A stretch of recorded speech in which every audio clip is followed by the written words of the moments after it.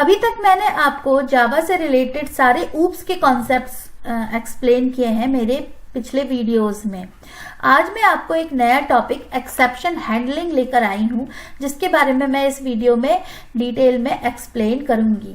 तो let's start. Exception handling क्या होती है? एक्सेप्शन हैंडलिंग बहुत ही इंपॉर्टेंट होती है जावा में। अगर आपको अपना कोड रन करना है सक्सेसफुली विदाउट एरर्स या बिना किसी रुकावट के, तो आपको अपने कोड में एक्सेप्शंस को अच्छे तरीके से हैंडल करना आना चाहिए। तो मैं आपको एक रियल वर्ल्ड एग्जांपल के थ्रू यहाँ शो करती हूँ। जैसे कि ये लड़का जो यहाँ पर पिक्चर में दिख रहा है, ये यहाँ से लेकर यहाँ तक दौड़ना चाहता है, ठीक है। तो जब ये दौड़ रहा है तो इसके रास्ते में आ गया एक बहुत बड़ा पत्थर। तो अब क्या हो गया? एक्सेप्शन आ गई। मतलब अगर ये सीधे यहाँ दौड़ जाता तो ये तो अपना प्रोग्राम सक्सेसफुली रन कर जाता, लेकिन जब ये दौड़ रहा था अपने रास्ते में तो इसके रास्ते में एक बहुत बड़ा पत्थर आ गया, जिसके वजह से इसके रास्ते के इसको यहाँ इस मंजिल तक पहुंचने के बीच में एक रुकावट आ गई। और इसी तरीके से ये इस रास्ते से इस रास्ते यहाँ से लेकर शुरुआत से अंत तक अपनी रनिंग नहीं कर पाया। तो इसे कहते हैं एक्सेप्शन।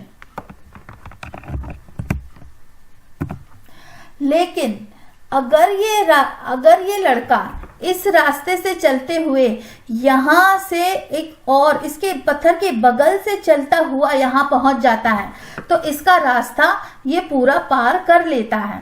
तो इसलिए यहाँ पर क्या हुआ, इसने इस रास्ते की जगह एक और रास्ता चूज किया और फिर अपनी मंजिल तक पहुंचा। तो यहाँ पर मैं आपको इस सिंपल से एग्जाम्पल से ये बताना चाहती हूँ कि कैसे एक लड़के ने या कैसे इस लड़के ने अपनी रनिंग जो अपना दौड़ रहा था उसको उस रास्ते को कैसे पूरा किया। इसके बीच में एक्सेप्शंस आई, लेकिन उसने उस रास्ते किसी और रास्ते को चूज करके अपने काम को, अपने गोल को पूरा किया। इसी तरह तो क्या होती है exception handling? Definition of exception handling क्या हुई? एन एक्सेप्शन और exceptional event is a problem that arise during the execution of a program. When an execution occurs, the normal flow of a program is disrupted and the program application terminates abnormally, which is not recommended. Therefore, these exceptions are to be handled. तो मतलब क्या है? इसका क्या मतलब है कि जब कोई प्रोग्राम या फिर कोई एप्लीकेशन रन कर रही है और उसके बीच में कोई एक्सेप्शन आ जाती है या कोई प्रॉब्लम आ जाती है उसके एग्जीक्यूशन के दौरान पे, तो उसका जो नॉर्मल फ्लो है, जिस तरीके से वो प्रोग्राम नॉर्मली चलना चाहिए, वो बीच में डिस्टर्ब हो जाता है। और इसी वजह से ये इन एबनॉर्मलिटीज को एक्सेप्शन कहते हैं और इनको हमें हैंडल करना चाहिए। तो यही एक्सेप्शन हैंडलिंग कहलाती है कि एबनॉर्मलिटीज को, डिस्ट्रप्शन को हम जो बीच में आई हुई प्रोग्राम और एप्लीकेशन के बीच में आती हैं, जिसकी वजह से प्रोग्राम एबनॉर्मली टर्मिनेट हो जाता है या फिर बिना किसी सही रिजल्ट दिए हुए बीच में इंटरप्ट हो जाता है, उनको एक्सेप्शन कहते हैं। और उन्हें कैसे हैंडल करते हैं, उन्हें कहते हैं एक्सेप्शन हैंडलिंग। तो कितने टाइप्स के एक्सेप्शन होते हैं? Types of exception. Exception basically 3 type के होते हैं: checked exception, unchecked exception and errors. तो चेक्ड एक्सेप्शन क्या होती है? वो एक्सेप्शन जो कि कंपाइल टाइम एक्सेप्शन होती है, जिन्हें हम कंपाइलेशन के टाइम पे चेक कर सकते हैं, वो होती है चेक्ड एक्सेप्शन। वो एक्सेप्शन जो रन टाइम एक्सेप्शंस होती हैं, जिन्हें हम रन टाइम पर रिप्रोड्यूस होती हैं, उन्हें कहते हैं अनचेक्ड एक्सेप्शन। और एक होती है एरर्स, जिन्हें हम रिजॉल्व नहीं कर सकते, जो कि सिस्टम रिसोर्सेस के बेस पे जनरेट होती हैं, जैसे कि for example lack of memory, out of memory exception. तो ये क्या है? ये मेमोरी की कमी होने की वजह से एक्सेप्शन जनरेट हुई है, तो इसे कहेंगे एरर्स। ये डेवलपर्स इसको ठीक नहीं कर सकते। तो आइए मैं आपको इस डायग्राम के थ्रू एक्सप्लेन करती हूँ कि अनचेक्ड एक्सेप्शन, चेक्ड एक्सेप्शन और एरर्स क्या होती हैं। देखिए, जो एरर्स और एक्सेप्शन होती है उसमें अगर हम हिरार्की की बात करें तो वो उनका जो पेरेंट क्लास होती है वो थ्रोएबल होती है। तो एक्सेप्शन और एरर्स की जो पेरेंट क्लास होती है वो थ्रोएबल होती है। अब जब एक्सेप्शन जो थ्रोएबल से दो टाइप की चाइल्ड क्लास बनती है, एक तो होती है एरर और एक होती है एक्सेप्शन। तो एक्सेप्शन क्या होती है, कैसे जनरेट होती है? एक्सेप्शन हमेशा प्रोग्राम से जनरेट होती है।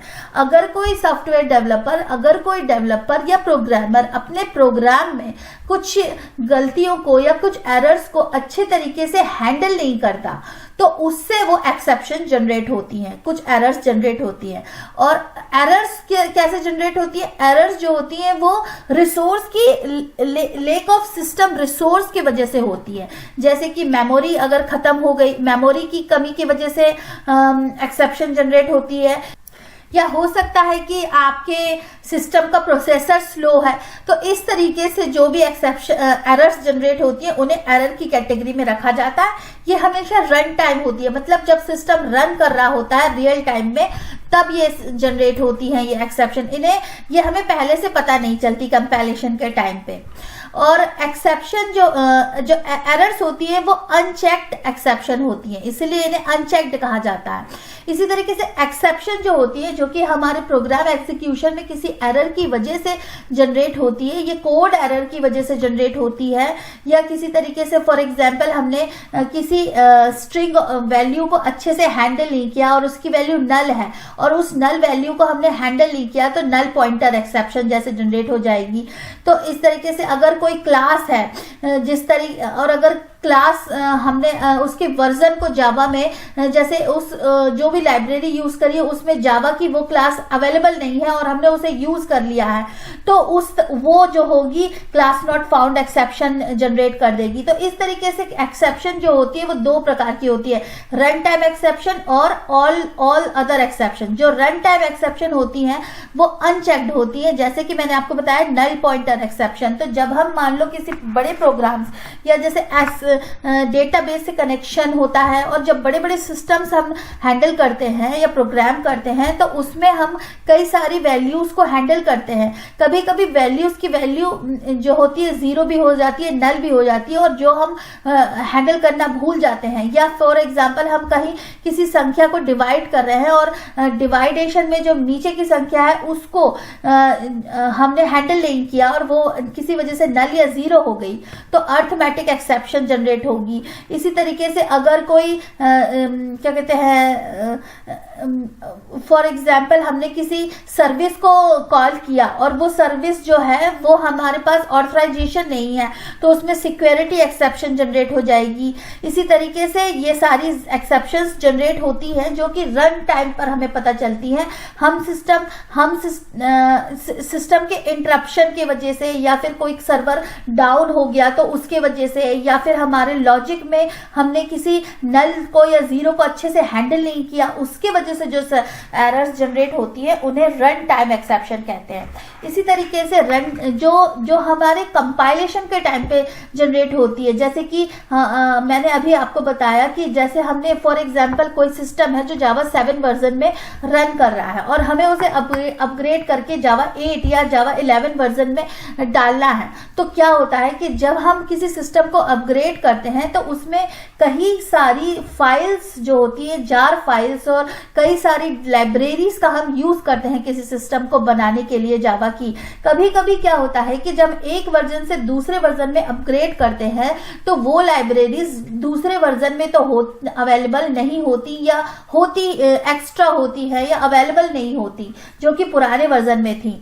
तो इस वजह से हमारे पास class not found exception, no such method exception, no such field exception, instantiation exception, इस टाइप के एक्सेप्शन एक्सेप्शंस सामने आती हैं। क्यों? क्योंकि जब हम ये मेनली तभी आती हैं जब हम वर्जन्स को चेंज करते हैं, या किसी फॉर एग्जांपल अगर हम कोई वेब एप्लीकेशन बना रहे हैं और वेब एप्लीकेशन में हमने जो बिल्डिंग वेब सर्विसेज हैं या जो बिल्डिंग लाइब्रेरीज हैं, प्रोग्राम को बिल्ड करने वाली लाइब्रेरीज जो हमने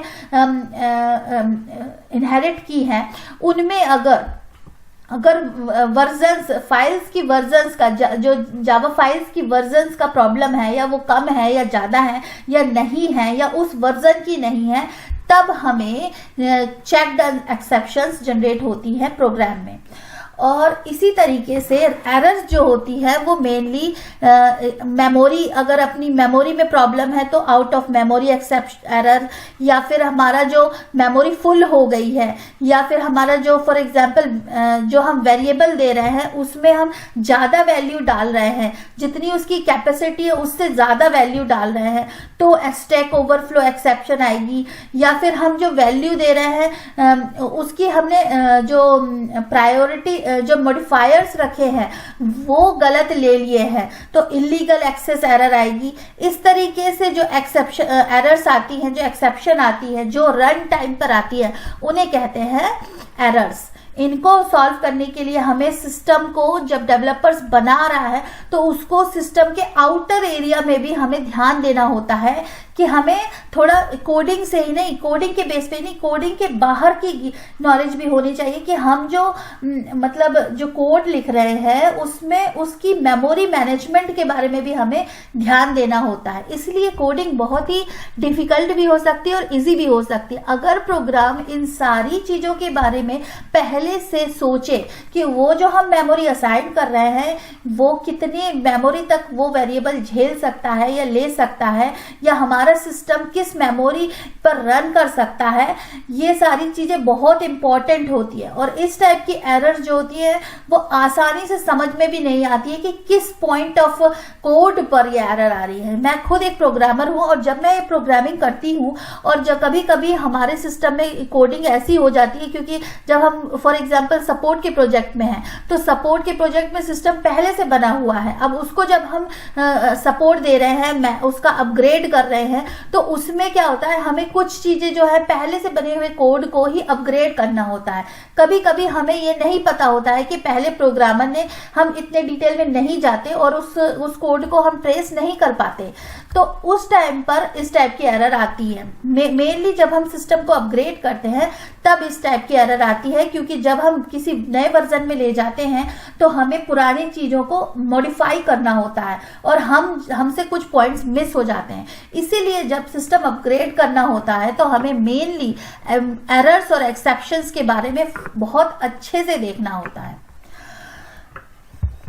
तो क्या होता है, एरर्स जो होती है और एक्सेप्शन जो होती है उनमें डिफरेंस क्या होता है। एरर जो होती है, error in a Java are type of java.lang.error, मतलब इस लाइब्रेरी, इस क्लास, इस एरर क्लास से जनरेट होती है। और exception in a Java are a type of java.lang.exception, मतलब एरर का जो क्लास के फॉर्म में अगर हम देखें, जावा की लैंग्वेज में देखें, तो एरर की जो क्लास है वो एरर जावा के लैंग पैकेज में जो एरर क्लास है उससे वो टाइप है एरर का।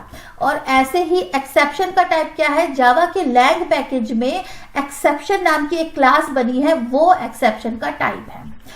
All errors in Java are unchecked type, मतलब सारी एरर्स जो आती हैं जावा में वो अनचेक्ड होती है, रन टाइम होती है। और exception include both checked as well as unchecked, मतलब एक्सेप्शंस चेक्ड और अनचेक्ड दोनों टाइप की हो सकती हैं। Error happen and at run time they will not be known to compiler, मतलब एरर जो होती है, मैंने जैसे आपको पहले बताया कि एरर रन टाइम होती है, जब सिस्टम रन कर रहा होता है तभी एरर्स जनरेट होती हैं, और ये कंपाइलेशन के टाइम पे हमें नहीं पता चलता कि ये एरर आ सकती है। ये हमें जब हम कोड करते हैं और हमें जब भी हम कोई ब्लॉक ऑफ कोड लिखते हैं तो हमें उसके पैरामीटर्स जो ले रहे हैं और कितनी मेमोरी लेगी और जो असाइन मॉडिफायर्स जो हम ले रहे हैं मतलब सारी चीजों को जो भी जावा में मैंने अभी तक बताया उनको बहुत ही ध्यान से सोच समझ कर हमें कोडिंग करनी होती है, नहीं तो एरर्स जनरेट हो सकती हैं। Checked exceptions are known to compiler, whereas unchecked exceptions are known to compiler because unknown to compiler because they occur at runtime। तो checked exceptions क्या होती हैं? ये कंपाइलेशन के टाइम पे हमें पता चल जाती है, कंपाइलर को पता होती हैं। इसी तरीके से अनचेक्ड एक्सेप्शन क्या होती है? ये कंपाइलेशन के टाइम पे ये जनरेट नहीं होती, ये रन टाइम जनरेट होती है। तो एरर्स क्या होता है? It is impossible to recover from errors. Errors से रिकवर करना इम्पॉसिबल है। एरर्स से रिकवर करने के लिए हमें सिस्टम की जो प्रॉपर्टीज होती है उसको चेंज करना होता है। ये जो यहाँ लिखा है कि एरर से रिकवर करना इम्पॉसिबल है, ये इस सेंस में लिखा है। ये ऐसा नहीं है कि हम एरर कभी करेक्ट ही नहीं कर सकते, लेकिन ऐसा है कि एरर से हम पॉसिबल तो है लेकिन कोड के थ्रू इम्पॉसिबल है। हमें उसके ऊपर हिस्से पे जाना पड़ता है, थोड़ा अपर लेवल पे जाना होता है। हमें सिस्टम प्रॉपर्टीज को चेक करना होता है जब हम एरर्स को रिकवर करते हैं, मतलब एरर्स को सॉल्व करते हैं, रिकवर नहीं सॉल्व करते हैं। You can recover from exception by handling them through try catch block. मतलब एक्सेप्शन को हम ट्राई कैच ब्लॉक के थ्रू हैंडल कर सकते हैं, लेकिन एरर्स को हम हैंडल नहीं कर सकते। हम इसे सॉल्व कर सकते हैं, लेकिन हम इसे रिकवर या हैंडल नहीं कर सकते। ये यहाँ लिखा हुआ है। Errors are mostly caused by environment in which application is running.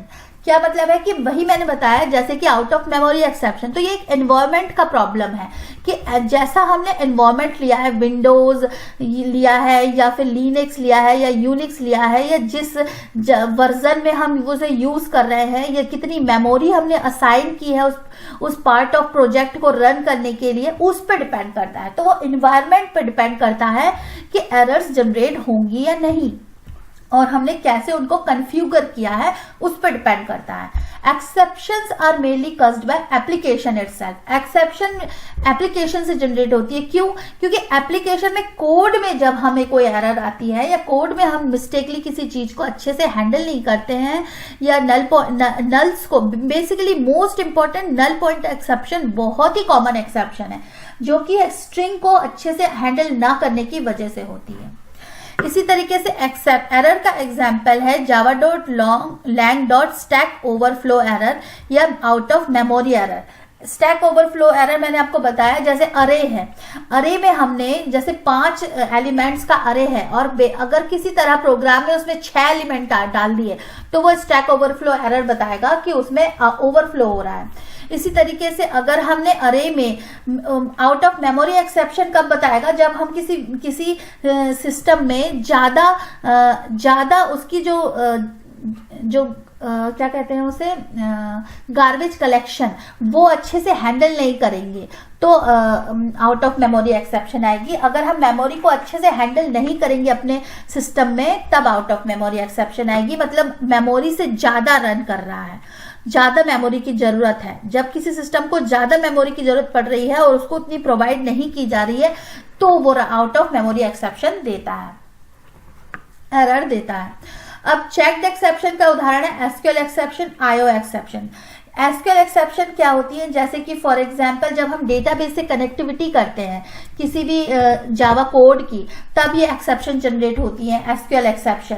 और अनचेक्ड एक्सेप्शन क्या होती है? अरे index out of bound exception या क्लास कास्ट एक्सेप्शन या नल पॉइंटर एक्सेप्शन। अरे index out of bound exception जैसे कि वही मैंने आपको एग्जांपल बताया कि जैसे अरे में हमने ज्यादा वैल्यू डाल दी तो भी अरे index out of bound exception generate होगी।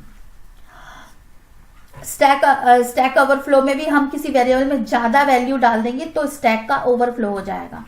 इसी तरीके से क्लास कास्ट एक्सेप्शन, जैसे कि फॉर एग्जांपल हमने इंटीजर से डबल में कन्वर्ट करना है तो हमने उसको अच्छे से कास्ट नहीं किया, यानी कि हमने क्लास कास्टिंग क्या होती है वो मैं आपको आगे बताऊंगी, लेकिन यही है कि हम जब किसी एक क्लास से दूसरे क्लास में कन्वर्ट कर रहे होते हैं तो हमें क्लासेस को कास्ट करना होता है, उस टाइम पे वो एक्सेप्शन जनरेट होती है। नल पॉइंटर मैंने बताया कि कैसे, जैसे अब हमने स्ट्रिंग के नल को हमने अच्छे से हैंडल नहीं किया, जब स्ट्रिंग में कोई वैल्यू नहीं होती तो उसे कहते हैं नल, जीरो वैल्यू को स्ट्रिंग में नल कहते हैं। तो नल वैल्यू को जब हम अच्छे से हैंडल नहीं करते हैं तो नल पॉइंटर एक्सेप्शन जनरेट होती है। तो इस तरीके से आपने जाना कि कैसे एक्सेप्शन जनरेट होती है, कैसे क्या एक्सेप्शन होती है, कैसे एक्सेप्शन का कितने एक्सेप्शन के टाइप है और किस सिचुएशन में एक्सेप्शन जनरेट होती है। तो अभी तक मैंने आपको ये बताया कि कैसे एक्सेप्शन को डिफाइन किया जाता है, कैसे हैंडल किया जाता है, क्या उसका मतलब होता है, कैसे वो हम एरर्स और एक्सेप्शन के बीच में डिफरेंस जान सकते हैं, क्या अनचेक्ड और चेक्ड एक्सेप्शन होती है, क्या ट्राई कैच ब्लॉक होता है। अब चलिए मैं आपको कोड एग्जांपल के थ्रू एक्सप्लेन करती हूँ कि कैसे हम इन सभी कॉन्सेप्ट्स को जावा में कोड में यूज कर सकते हैं। तो लेट्स स्टार्ट कोड एग्जांपल। तो जैसे कि मैंने आपको पहले बताया कि एक्सेप्शन जो होती हैं वो कैसे जनरेट होती हैं, आज मैं आपको इस कोड एग्जांपल में अब ये एक्सप्लेन करूंगी कि कैसे हम कोड के थ्रू एक्सेप्शन को जावा में हैंडल करते हैं। एक्सेप्शन जैसे कि कई तरीके से इसके सिनेरियोज हैं जनरेट होने के, जैसे यूजर जो है जैसे कोई इनवैलिड डेटा एंटर कर दे, या फिर कोई फाइल ओपन ना हो रही हो, या फिर किसी सर्वर में कनेक्शन लॉस्ट हो गया हो, कम्युनिकेशन के बीच में कनेक्शन ना हो रहा हो, कम्युनिकेशन नहीं हो पा रहा हो, या JVM out of memory exception दे रहा हो जेवीएम के थ्रू। तो आइए मैं आपको एक बेसिक एक्सेप्शन कैसे जनरेट होती है वो बताती हूँ। फॉर एग्जाम्पल यहाँ पर मैंने एक पैकेज com.exception.example में एक क्लास बनाई है फाइल नॉट फाउंड एग्जाम्पल। तो यहाँ मैं आपको file not found exception generate करके बताऊंगी कि कैसे file not found exception generate होती है। तो फॉर एग्जाम्पल मैंने यहाँ पर एक मेन मेथड बनाई है एंट्री पॉइंट इस क्लास का, और यहाँ पर मैंने एक फाइल टाइप की फाइल वेरिएबल क्लास का ऑब्जेक्ट बनाया है जिसमें मैंने फाइल का पाथ दिया है।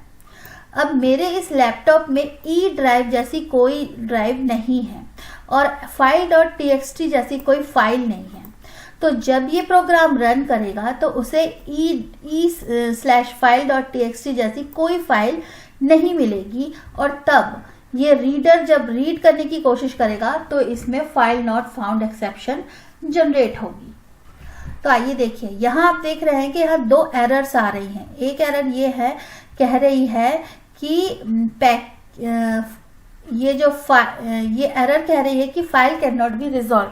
क्यों? क्योंकि मैंने यहाँ पर फाइल टाइप की ऑब्जेक्ट बनाया है, और क्योंकि मेरे पास अभी इस पैकेज में फाइल नाम की कोई भी क्लास नहीं है, इसलिए ये यहाँ पर अननोन मतलब रिजॉल्व नहीं कर पा रही है इस ऑब्जेक्ट को। जब भी कोई वेरिएबल हम इनिशियलाइज करते हैं या कोई वेरिएबल डिफाइन करते हैं, और अगर उसका जो डेटा टाइप है, या अगर वो क्लास भी हो सकती है और एक प्रिमिटिव या डेटा टाइप भी हो सकता है, तो अगर वो हमारे पास डिफाइंड नहीं है मेथड में या क्लास में, तो हमें हमेशा can not be resolve to a type error आती है।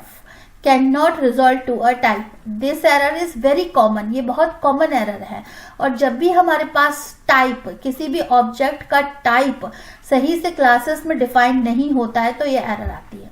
तो इस एरर को सॉल्व करने के लिए क्या करेंगे, यहाँ पर ये जो साइन है इस पे क्लिक करेंगे वार्निंग पे, और यहाँ कह रहा है, पहला ऑप्शन दे रहा है, ये कई ऑप्शंस बता रहा है कि कैसे हम इस एरर को सॉल्व कर सकते हैं। तो एक ऑप्शन है पहला, इंपोर्ट फाइल, java.io पैकेज को इंपोर्ट कर लो। तो मैं इस पैकेज को इंपोर्ट कर लूंगी, तो मेरा ये एरर चली गई। अब मुझे फाइल रीडर पे भी यही एरर दे रहा है कि file reader can not be resolve to a type. तो यहाँ इसमें भी मैं इस पैकेज को, फाइल रीडर पैकेज को इंपोर्ट कर लूंगी, और अब मेरी एरर चली गई। अब देखिए यहाँ क्या बोल रहा है, unhandled exception type file not found exception. तो ये क्या कह रहा है हमें कि ये जो ब्लॉक है ये हमें file not found exception throw कर सकता है। अब आप इसका एडवांटेज देखिए इक्लिप्स का। इक्लिप्स या फिर कोई भी आईडी जब हम यूज करते हैं तो वो हमें पहले से वार्निंग्स दे देता है, क्योंकि मैंने अपने इस आईडी में सेटिंग्स में वार्निंग्स को भी एरर की तरह सेट किया है, इसलिए इसने इस वार्निंग को भी एरर बना दिया। लेकिन अगर ये तो हमारे पैरामीटर्स हैं जो कि हम इक्लिप्स में सेट कर सकते हैं, लेकिन फॉर एग्जांपल अगर मैंने यहाँ वार्निंग ही सेट किया होता तो हम ये इस क्लास को रन कर सकते थे और हमें एरर और बिना हैंडल किए एक्सेप्शन को। बट क्योंकि अब ये यहाँ पर हमें एरर दे रहा है तो हम क्या करेंगे, surround by try catch block. तो अब देखिए इस चीज को हमने यहाँ पर जब ट्राई कैच ब्लॉक से सराउंड कर दिया, ये होता है एक्सेप्शन हैंडलिंग का सिंटैक्स। ट्राई ब्लॉक में हम अपना प्रोग्राम लिखते हैं और कैच ब्लॉक में हम उस एक्सेप्शन को हैंडल करते हैं। अभी मैंने यहाँ पर कैच ब्लॉक में इस एक्सेप्शन में क्या करना है और कैसे इससे पास होना है ये नहीं डिस्क्राइब किया है, इसलिए ये अभी भी एक्सेप्शन थ्रो करेगी। लेकिन जब बड़े बड़े प्रोग्राम्स लिखे जाते हैं तो उसमें कैच ब्लॉक में हम ऐसा स्टेटमेंट लिखते हैं या थ्रो कर देते हैं एक्सेप्शन को, ताकि वो आगे बढ़ जाए प्रोग्राम एग्जीक्यूशन और बीच में ही सर्विस बंद ना हो। तो अभी तो ये मुझे फाइल नॉट फाउंड एक्सेप्शन देगी ही देगी, और उसका प्रिंट स्टैक ट्रेस, ये जो e.print स्टैक ट्रेस है, इसके थ्रू हमें यहाँ आउटपुट में इसका ट्रेस मिल जाएगा कि कहाँ कहाँ एरर है। तो देखिए जैसे ही मैं इसे रन करूंगी इस मेथड, इस क्लास को, जावा एप्लीकेशन, तो मुझे यहाँ दिया file not found exception, file.txt the system can not find the path specified.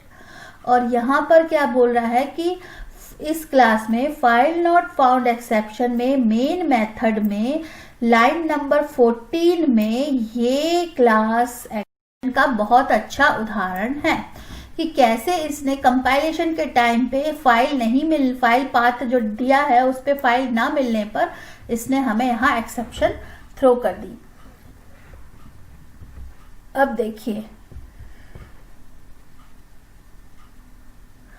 अब मैं आपको रन टाइम एक्सेप्शन के बारे में बताती हूँ, या अनचेक्ड एक्सेप्शन। अनचेक्ड एक्सेप्शन क्या होती हैं, जब हम डिफाइन करते हैं मेथड्स को वो तब एरर नहीं देती, लेकिन जब वो वैल्यूज हम देते हैं तब एरर देती है। तो देखिए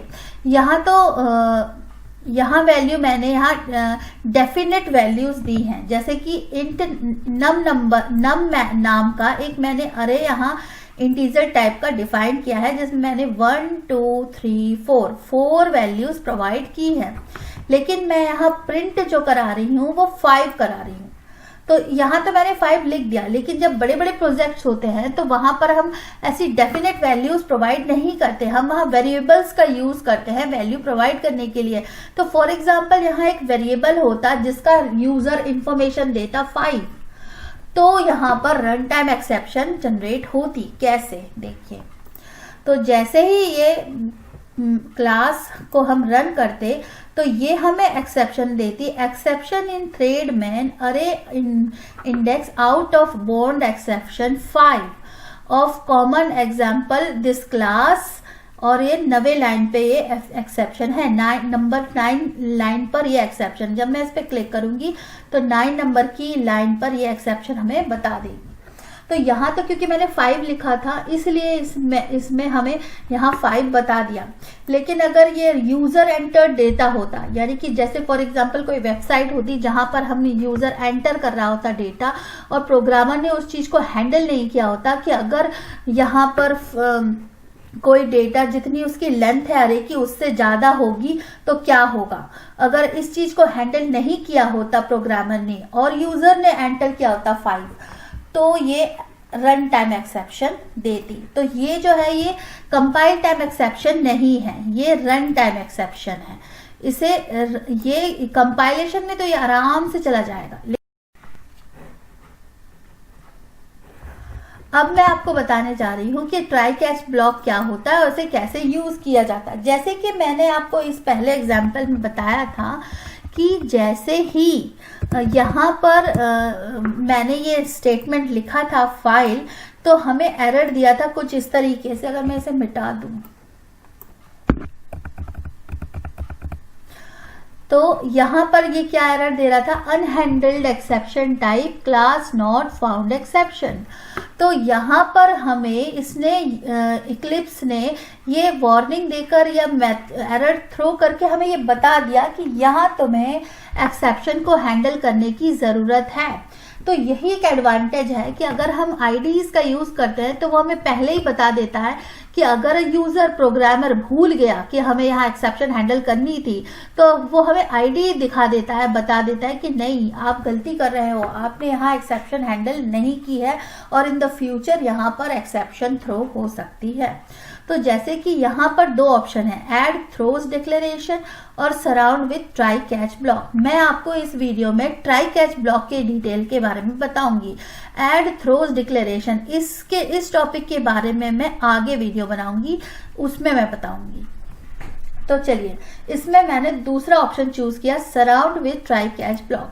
अब क्या हुआ, इसने इस लाइन को ट्राई कैच ब्लॉक से सराउंड कर दिया। अब देखिए यहाँ पर जैसे ही ट्राई कैच ब्लॉक क्या होता है कि जो स्टेटमेंट हमें एरर देने वाला होता है उसके आगे हम ट्राई ब्लॉक लगाते हैं और फिर उस स्टेटमेंट के बाद डायरेक्टली कैच ब्लॉक लगा देते हैं, जो कि हमें अगर यहाँ एक्सेप्शन होगी तो फिर कर्सर यहाँ चला जाता है इस कैच ब्लॉक में। तो फॉर एग्जाम्पल अगर मैं यहाँ पर एक स्टेटमेंट लिखती ये वाला और इसमें मैं यहाँ प्रिंट करती आफ्टर एक्सेप्शन, तो देखिए अगर यहाँ पर एक्सेप्शन आएगी तो ट्राई कैच ब्लॉक में क्या यूज होता है ट्राई कैच ब्लॉक का, कि जिस लाइन में एक्सेप्शन आती है उसके बाद वाली लाइन जो है वो रन नहीं करती है। ठीक है, तो अब इस कंडीशन में क्योंकि यहाँ फाइल नहीं है तो हमें इस लाइन पे एक्सेप्शन आएगी और ये आफ्टर एग्जीक्यूशन वाला स्टेटमेंट प्रिंट नहीं होगा और वो कैच ब्लॉक में कर्सर आएगा। अब हम ये कैसे देखेंगे कि ये कैच ब्लॉक में ही कर्सर आया है, तो मैं यहाँ पर एक स्ट्रिंग और पास करती हूँ और उसमें लिखती हूँ इनसाइड कैच ब्लॉक। तो अगर हमारा प्रिंट हुआ स्टेटमेंट इनसाइड कैच ब्लॉक तो इसका मतलब है कि कर्सर इस लाइन के बाद डायरेक्ट कैच ब्लॉक में आया। और अगर हमारा स्टेटमेंट आफ्टर एक्सेप्शन प्रिंट हुआ तो इसका मतलब है कि इसने इस फाइल को रीड किया। तो देखिए अब क्योंकि मैंने इस नाम की कोई फाइल अपने लैपटॉप में सेव नहीं की है तो हमें एक्सेप्शन जनरेट होगी। ये देखिए, तो हमें सबसे पहला स्टेटमेंट क्या आया, इनसाइड कैच ब्लॉक, और उसके बाद हमें एक्सेप्शन का स्टैक ट्रेस आया। तो यहाँ देखिए क्योंकि इस लाइन में एक्सेप्शन जनरेट हुई और अब देखिए लाइन का नंबर भी चेंज हो गया 16, क्योंकि अब ये लाइन नंबर 16 पे है ये स्टेटमेंट। तो यहाँ से आप ये टिप है कि आप कैसे देख सकते हैं कि किस लाइन में एक्सेप्शन जनरेट हुई है। तो नॉर्मली क्या होता है कि यहाँ क्लास का नेम दिया रहता है, कॉलन दिया रहता है और नंबर ऑफ लाइन नंबर दिया रहता है। तो देखिए यहाँ पर इसने ये स्टेटमेंट प्रिंट किया इनसाइड कैच ब्लॉक और फिर E dot print track trace को कॉल कर लिया मेथड को, और ये जो प्रिंट ट्रैक ट्रेस मेथड है ये हमें इस पूरी लाइंस को प्रिंट करके देती है कि क्या क्या हुआ जब एक्सेप्शन जनरेट हुई। अब देखिए अब मैं क्या करती हूँ कि अपनी सी ड्राइव में अपनी सी ड्राइव में, तो यहाँ मैं इस सी ड्राइव में फाइल में सेव कर रही हूँ जिसका नाम मैं रखती हूँ file.txt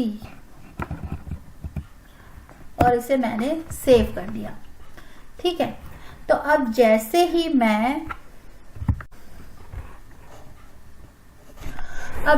मैं इस कोड को रन करूंगी तो क्योंकि मैंने अपनी सी ड्राइव में यूजर दिस पाथ में, मैं कॉपी करती हूँ पाथ को और मैंने यहाँ पर सी ड्राइव में न्यू फोल्डर में एक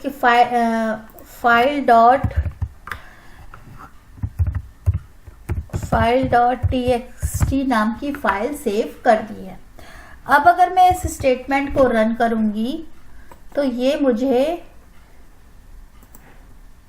आफ्टर एक्सेप्शन इस स्टेटमेंट को तक पहुंचा। क्यों? क्योंकि अब इसे इस पाथ में न्यू फोल्डर में file.txt नाम की फाइल मिल गई। तो अब इसने एक्सेप्शन जनरेट नहीं की और इसने मुझे आफ्टर एक्सेप्शन नाम का ये स्टेटमेंट प्रिंट करके दिया और ये कैच ब्लॉक में भी नहीं गया। देखिए इनसाइड कैच ब्लॉक वाला स्टेटमेंट यहाँ प्रिंट नहीं हुआ। तो इससे क्या समझ में आता है? इससे ये समझ में आता है कि जैसे ही हमारी लाइन ऑफ कोड में अगर एक्सेप्शन जनरेट होती है तो उसके आगे के कोड को वो रन नहीं करता और वो सीधे कैच ब्लॉक में चला जाता है। लेकिन अगर एक्सेप्शन जनरेट नहीं होती है तो कोड का एग्जीक्यूशन नॉर्मली होता है। यहाँ मैंने आपको दोनों एग्जांपल देके बताया कि कैसे वो कैच ब्लॉक में जाता है और क्या वो जाता है कि नहीं, ये भी चेक करके दिखा दिया। तो ये तो हो गया अपना चेक्ड और अनचेक्ड एक्सेप्शन, कैसे हम ट्राई कैच ब्लॉक में कैच करते हैं। इसी तरह मैं अब इस मेथड में अनचेक्ड एक्सेप्शन में इस अनचेक्ड डेमो क्लास में मैं आपको बताऊंगी कि कैसे मैं इस 5 वाली एक्सेप्शन को हैंडल कर सकती थी। तो जैसे कि कैसे ट्राई कैच ब्लॉक लिखते हैं वो तो मैंने आपको बता दिया, मैं यहाँ फिर से लिख के बताती हूँ। पहले लिखते हैं ट्राई, फिर लगाते हैं कर्ली ब्रेसेस और इसको जिस स्टेटमेंट में एक्सेप्शन जनरेट होने वाली है वहां तक कर्ली ब्रेस लगाते हैं। उसके बाद फिर यहाँ पर लिखते हैं कैच, डायरेक्ट उस कर्ली ब्रेस के बाद और कॉलर 2 ब्रैकेट लगाते हैं और इस तरीके से अब कैच के आगे जो 2 ब्रैकेट है वहां पर हम एक्सेप्शन को हैंडल करते हैं। तो यहाँ जो है हम अरे index out of bounds exception को हैंडल करेंगे। ठीक है, क्योंकि यहाँ अरे index out of bound exception I थी। हम चाहे तो सुपर क्लास को भी हैंडल कर सकते हैं, लेकिन हमने ये अरे सिर्फ इस क्लास की एक्सेप्शन को हैंडल करना है। तो अब देखिए जैसे यहाँ पर 5 लिखेंगे तो ये इस ब्लॉक में आ जाएगा और ई डॉट प्रिंट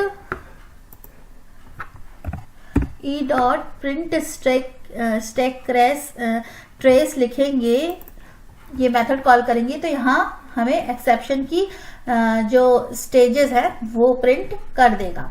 अब यहाँ पर क्या है, मैं आपको एक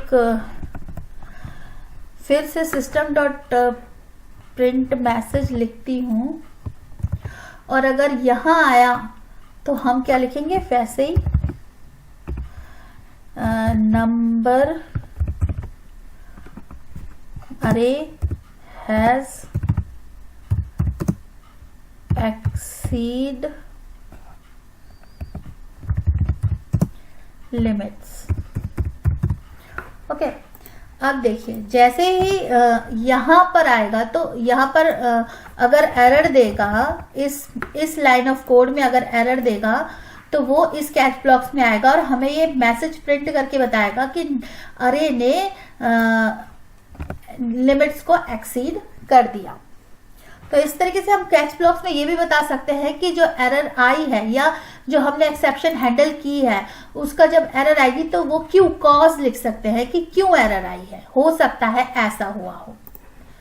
तो जैसे ही हम इसे रन करेंगे तो हमें लिखा नंबर हैज एक्सीडेड लिमिट्स और इसने लिखा 5 और ये अनचेक डेमो मेन और यह नंबर 9 शो कर दिया। ये ठीक है।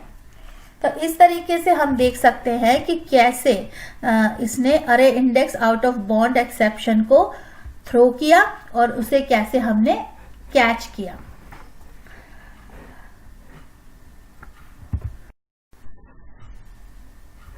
तो यहां आपने देखा कि कैसे मैंने चेक्ड एक्सेप्शन और अनचेक्ड एक्सेप्शन को हैंडल किया।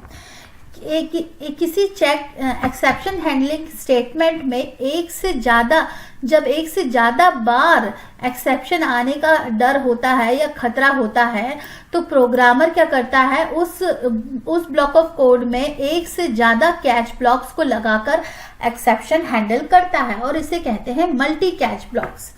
तो मल्टी कैच ब्लॉक्स कैसे, आइए मैं आपको एक एग्जांपल से बताती हूँ।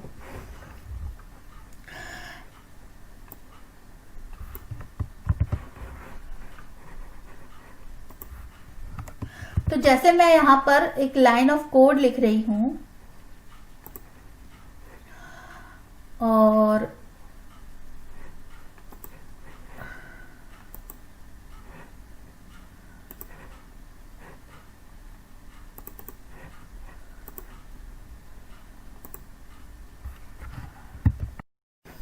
तो जैसे मैंने आपको समझाया कि कैसे हम ट्राई कैच ब्लॉक का यूज करते हैं, आइए मैं आपको अब एक और एग्जांपल से बताती हूँ कि मल्टी कैच ब्लॉक का यूज कैसे करते हैं।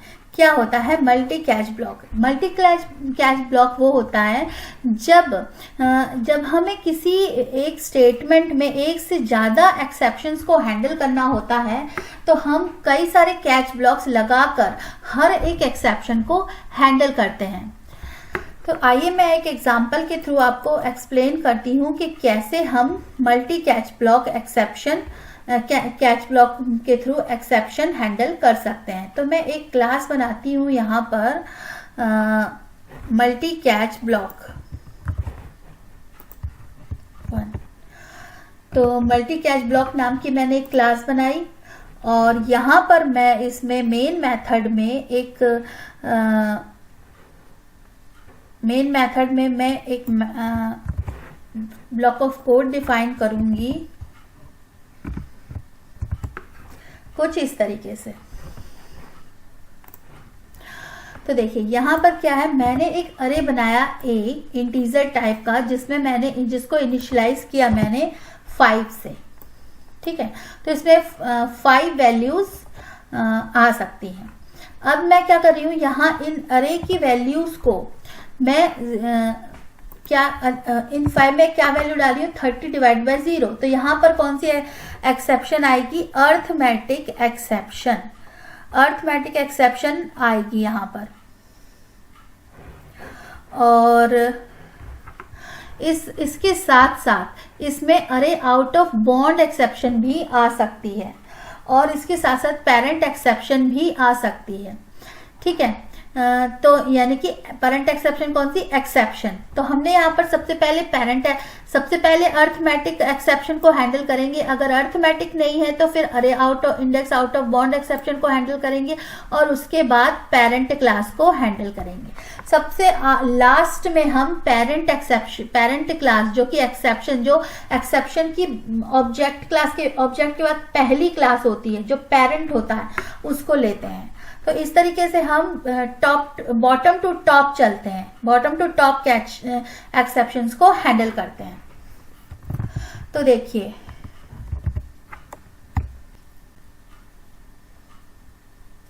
तो मैं इसमें आपको 1 बाय 1 इन एक्सेप्शंस को रन करके बताऊंगी और कैच करके बताऊंगी कि कैसे इनमें 1 बाय 1 एक्सेप्शन आ सकती है। देखिए, तो सबसे पहले क्योंकि मैंने यहाँ 30 को 0 से डिवाइड किया है, तो सबसे पहले एक्सेप्शन आएगी अर्थमेटिक एक्सेप्शन। तो रन करते हैं हम इसे, और हमें आई arithmetic exception occurs rest of the code. मतलब क्या है कि यहां पर देखिए, जब कर्सर यहां आया तो एक्सेप्शन कौन सी है? Arithmetic exception. अब देखिए, पहले जब मैंने एक्सेप्शन रन किया था तो यहाँ पर एक स्टेक ट्रेस यहाँ पर आया था, एक्सेप्शन का पूरा इंफॉर्मेशन दी थी, लेकिन अब नहीं दी। क्यों? क्योंकि मैंने यहाँ पर इस एक्सेप्शन को अच्छी तरीके से हैंडल कर लिया और यूजर को एक सिंपल आउटपुट में एक स्टेटमेंट दिया कि ये एक्सेप्शन क्यों जनरेट हुई है, इस सिस्टम में एक्सेप्शन क्यों जनरेट हुई है। तो मैंने यहाँ पर लिख दिया कि अर्थमेटिक एक्सेप्शन की वजह से हमारा प्रोग्राम स्टॉप हो गया है, वर्किंग करना, काम करना बंद कर दिया है प्रोग्राम ने। और बस इसके बाद रेस्ट ऑफ द कोड का मतलब यहाँ से इसके आगे जो भी कोड होगा वो चलेगा। ठीक है, तो इसलिए यहाँ पर आया, इस कैच ब्लॉक में कैच करने के बाद यहाँ आया। तो ये है कि कैसे हम, अभी तक मैंने आपको बताया था कि कैसे कैच ब्लॉक में कर्सर आता है, लेकिन अब मैंने बताया कि कैसे हम एक एक्सेप्शन को हैंडल कर सकते हैं। तो यहाँ हमने आसानी से इस स्टेटमेंट को प्रिंट कराया और उसके बाद हमने इसके बाद के स्टेटमेंट के पास कर्सर आ गया, क्योंकि हमने यहाँ पर इसे हैंडल कर लिया था। अब देखिए, दूसरे एग्जाम्पल में मैं आपको बताऊंगी कि कैसे अरे आउट ऑफ बॉन्ड एक्सेप्शन आती है। तो वो तो मैंने आपको पहले भी बताया है, लेकिन मैं आपको फिर से बताती हूँ। तो जैसे कि अगर मैं यहाँ एक प्रिंट स्टेटमेंट बनाऊं,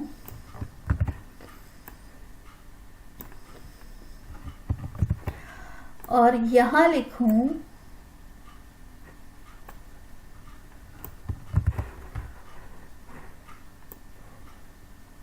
कुछ इस तरीके से, और क्योंकि यहाँ 5 है तो मैं यहाँ 6 लिख देती हूँ, और इसमें मैं इसे इनिशियलाइज किया है मैंने 5 से, और यहाँ मैंने 6 लिख दिया है। अब देखिए, अब हमें ये वाली एक्सेप्शन थ्रो करेगी और फिर रेस्ट ऑफ द कोड। क्यों? क्योंकि इस एक्सेप्शन को हमने कैसे हैंडल किया है कि यहाँ हमने स्टेटमेंट बताया कि ये एक्सेप्शन क्यों आई है। तो देखिए, जैसे ही मैं इस क्लास को रन करूंगी तो मुझे आया अरे index out of bond exception occurs and rest of the code. मतलब इस एक्सेप्शन, यहाँ कैच ब्लॉक्स में स्टेटमेंट गया, यहाँ पर ये एक्सेप्शन को हमने हैंडल किया और ये आगे यहाँ पर आ गया। को हम अर्थमेटिक एक्सेप्शन को, अरे index out of bond exception को तो हमने रन करके बता दिया।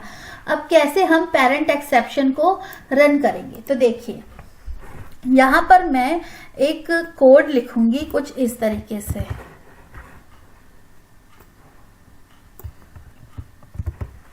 तो अब देखिए, यहां पर मैंने एक स्ट्रिंग जो है जिसे नल से इनिशियलाइज किया है, और यहां पर मैं मांग रही हूं एक्सेप्शन में स्ट्रिंग डॉट लेंथ, यानी कि मैं स्ट्रिंग के लेंथ को यहाँ कॉल कर रही हूँ, और जबकि मेरी स्ट्रिंग तो नल है तो ये लेंथ क्या होगा? नल देगा। इसलिए यहाँ पर एक नल पॉइंटर एक्सेप्शन जनरेट होगी। अब मैंने क्योंकि यहाँ पर इन सभी ब्लॉक्स में नल पॉइंटर एक्सेप्शन को कैच नहीं किया है, इसलिए वो सबसे सुपर क्लास में जाकर एक्सेप्शन को रन करेगी, पेरेंट एक्सेप्शन को, जो कि है एक्सेप्शन। ये वाले कैच ब्लॉक्स में जाएगा हमारा कर्सर। तो देखिए, parent exception occurs rest of the code. क्यों? क्योंकि हमने यहाँ पर जो एक्सेप्शन है वो नल पॉइंटर एक्सेप्शन है।